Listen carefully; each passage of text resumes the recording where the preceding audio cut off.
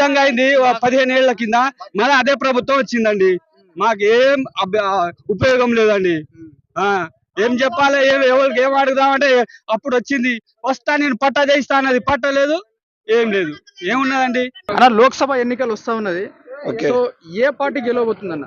BRS party. So ఎందుకు? అయితే మాకు కొన్ని రైతులకు ఉపయోగం జరగలే, ఏం జరగలే.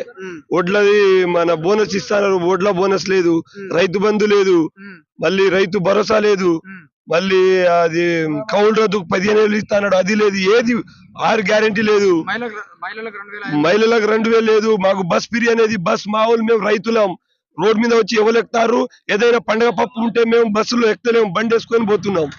అది మంచిగా లేదు ఆ పథకం. ఆయన పెట్టిన పథకం ఏది లేదు మంచిది. గ్యాస్ ఫ్రీ అన్నారు, 950 రూపాయలు ఇస్తేనే గ్యాస్ ఇస్తారు, మాకు 450 మళ్ళీ రిటర్న్ పెడతా అన్నారు, అది కూడా